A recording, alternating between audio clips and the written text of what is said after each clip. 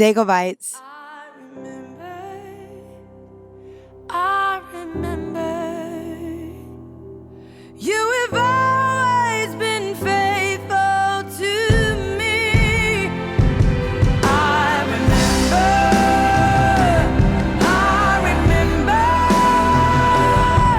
even when my own eyes could not see, you were there, always there with me.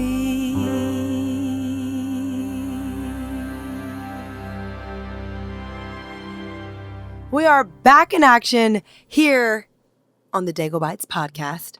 It's so good to be with you. We're kicking off this season talking about childhood, some stories about my young career in music, and some about how those early days still live in me. When I was in Tulsa, Oklahoma, I was asked, what's the first song you ever performed on stage? It was a Christmas song.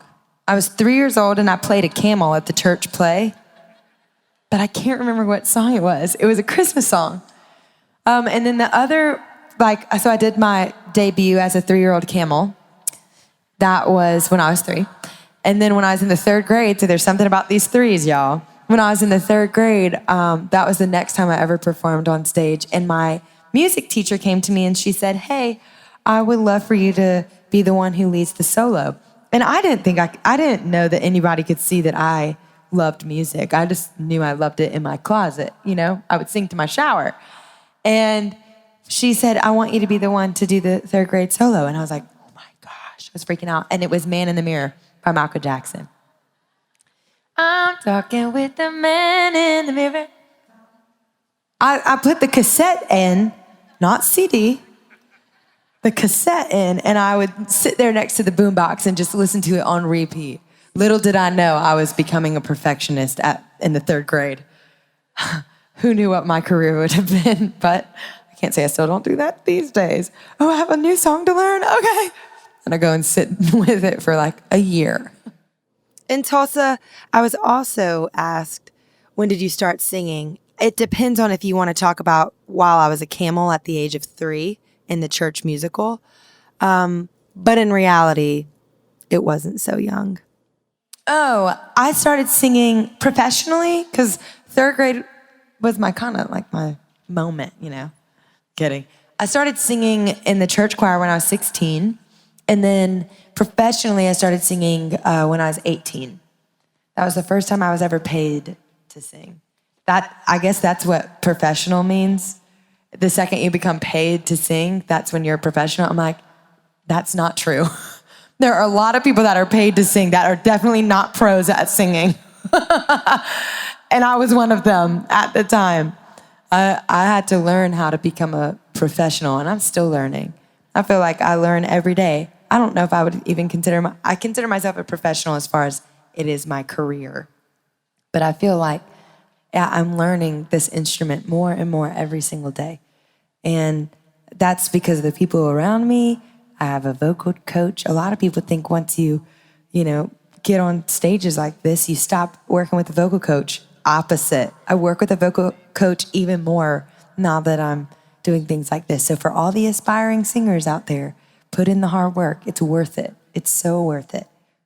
Tulsa is one of my favorite cities to tour in. I think it's kind of one of those caveat cities that you don't expect to be as amazing as it is. I absolutely love Tulsa. There's tons of great shops. There's a great coffee scene in Tulsa. Lots of really good boutiques. And there's a hodgepodge of different areas. I think you can kind of see unique architecture, the way the houses are laid out, the greenery. I love it. I love Tulsa. I think it's a great city. Also, Tulsa hosts the BOK Center.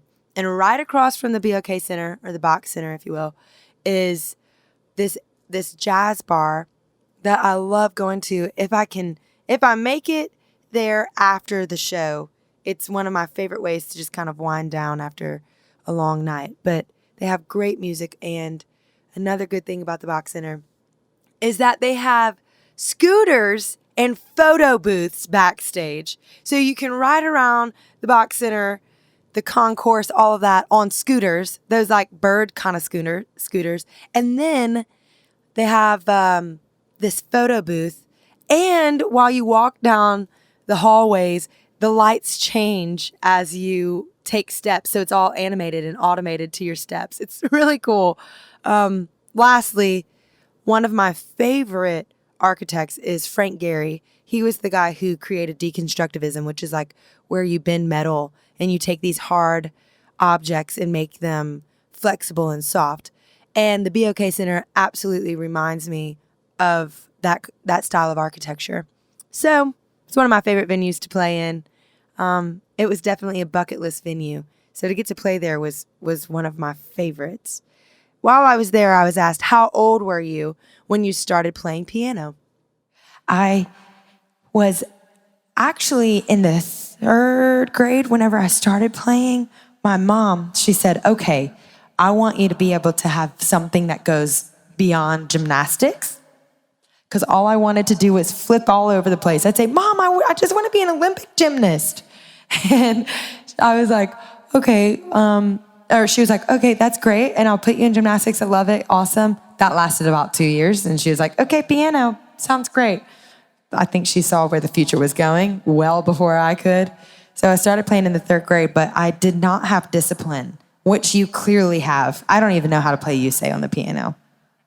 Confession. And honestly, to watch you, I'm like, okay, I want to get back into it again. But when I was in the 3rd grade, I didn't have discipline. I just wanted to run around and jump on things.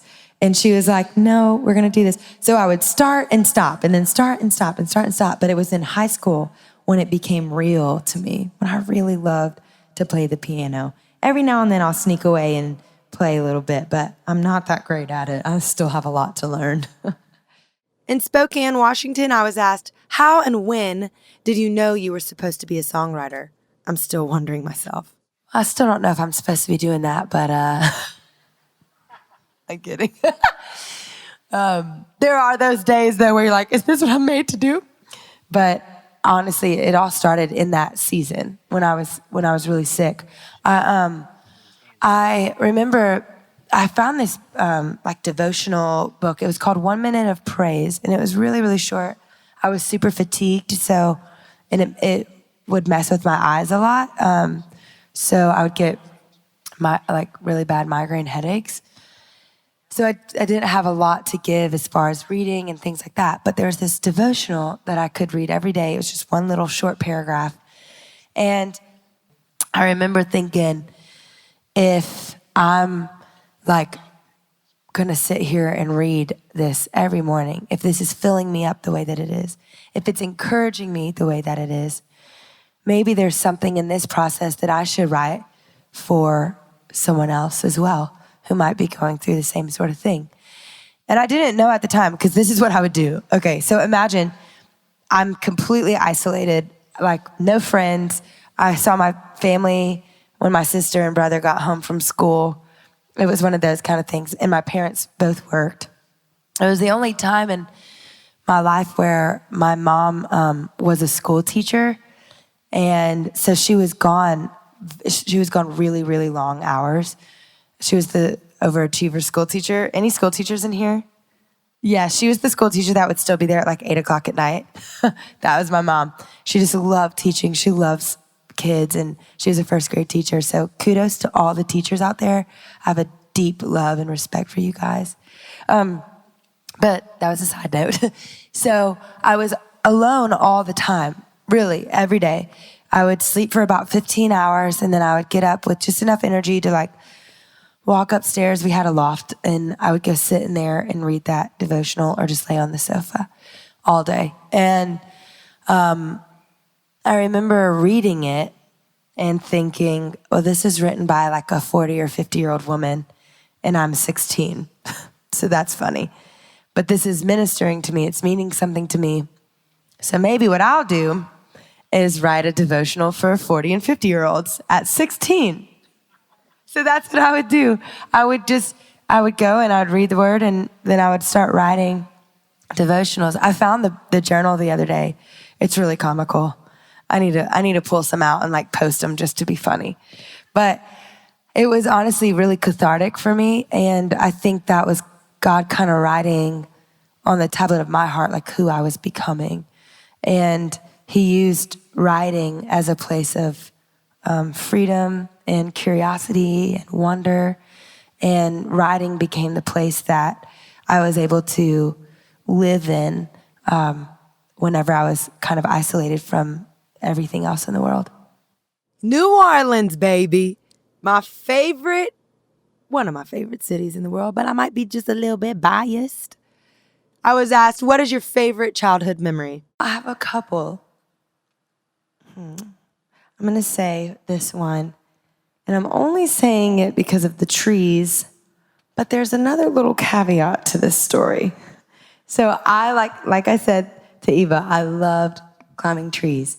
And I wasn't really obsessed with Tarzan, but I had seen it once, and that was enough for me to know that I could be Tarzan. So I guess I was probably about 8 years old. And in our backyard, we had these very specific trees that had vines on them. And the vines were pretty high up in the tree, but they were thick. They were about this big. So it was just enough for me to swing on, maybe stand on. Don't get any ideas. But I'd climb the tree, and I'd get to the top right before the big bushy part was there.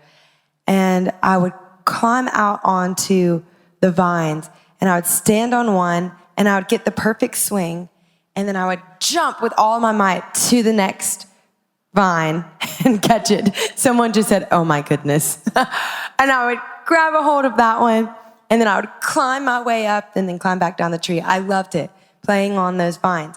Well, this one day, I was clearly a daredevil, didn't know it, little adrenaline junkie, had no idea. It's fun how your youth is foretelling of who you become. But I remember this one day, I was with my friend, and I said, "Come play on the vines. It's amazing. We can be like Tarzan." And we got about midway up, and she's like, "Oh, I think I'm afraid." And I said, "Oh, you're not afraid. Come on, get up here. It's going to be a blast." She said, "I don't think I can do this." "No, you can do it. Just tell yourself you can do it. Everything's going to be fine. Come on, it's so much fun. Don't miss out on the fun." Peer pressure. So she climbs up, and she gets onto this one vine, and I'm like, "Now all you do is jump. You're fine. All you do is jump. Just stand on the thing and reach as far. Don't put your arms down. Reach as far as you can." Well, she gets a little freaked out, and her arms don't reach as far as they probably should have. And just like, it would be like climbing to the top of the tree and then just jumping out of it. She just sails across the sky and falls right onto the ground. She ran all the way home, and I didn't see her till the next day. And when she came back, she had a cast. And I said, "What happened to your arm?" She said, "Remember yesterday when you made me fall out of the tree?" So I didn't exactly make you fall out of the tree. But when you fell out of the tree, she said, "Yeah, I fractured my wrist and had to go to the hospital." I was like, "Well, I like climbing trees." It was pretty awful. Anyway, that was one of my favorite childhood memories. The tree climbing part. One of my absolute favorite childhood memories. I love this memory. I had this neighbor. Her name was Catherine. She lived next door to me. She was the younger sister, and she and my younger sister had the same birthday. And then she had an older sister, and I was the older sister in my family. And the two older sisters had the same birthday. Isn't that random? Yeah, I love that family. And we would wake up at 3 or 4 o'clock in the morning. Her dad would come in there and say, "Come on, girls, it's time to get up." We would jump in the truck, half asleep, groggy-eyed, but full of excitement. Our hearts would just be, tinkling with joy and anticipation. And we would jump in the truck, drive about an hour away, and we would go crabbing. Now, if you don't know anything about crabbing, there's these huge nets that you have to throw out a particular way. You let it sink a little bit, and we're talking like nets that are probably, 8 feet in diameter. And then you hoist them a certain way, you got to put a lot of hip into it. You know what I'm saying? You throw them out and you let the nets kind of sink down, sink down, sink down. And you wait for this particular moment. And then you start to pull them in really fast, really fast, really fast, because you don't want any crabs to get out. And so we'd pull up with these nets and we'd put all the crabs in the buckets and we'd go back and we would get to our neighborhood probably around, 10 a.m., 12 p.m., something like that. And then we would have a big old crab boil with the whole neighborhood. All of our friends would come over. And in Louisiana, we sit on the front porch. We don't sit on the back porch because we want all of our neighbors to come and hang out with us. So it was kind of a way for everybody to get together and have a meal together.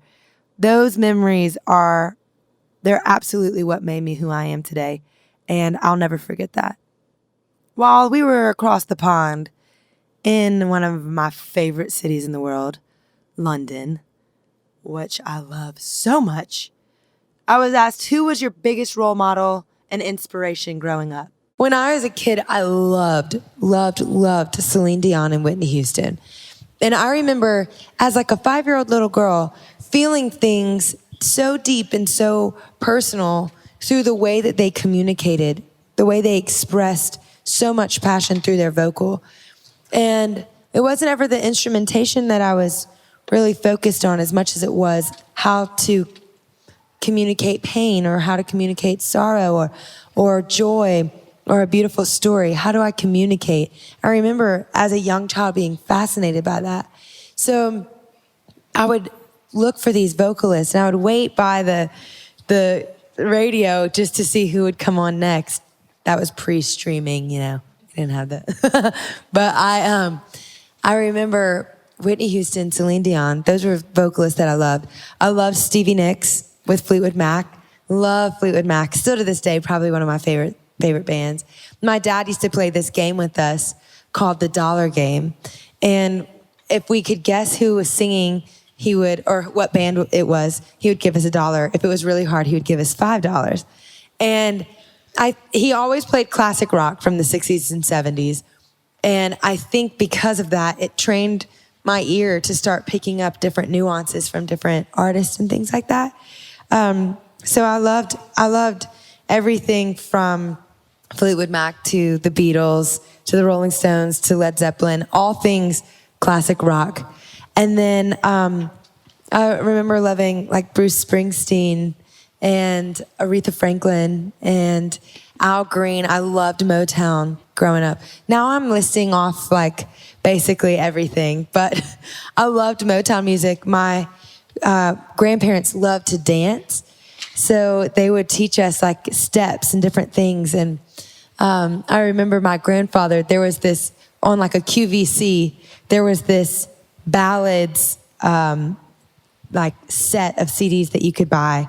And he bought this ballads, and I remember just listening over and over and over again, just being enamored as a child. So that was like a rock ballads type thing. So yeah, all different types of music. But I would say, it's hard to pick which one was my favorite or the most influential. But I would say my younger years, Celine Dion was really influential. My older years, I think Motown and classic rock really started to influence a lot as well.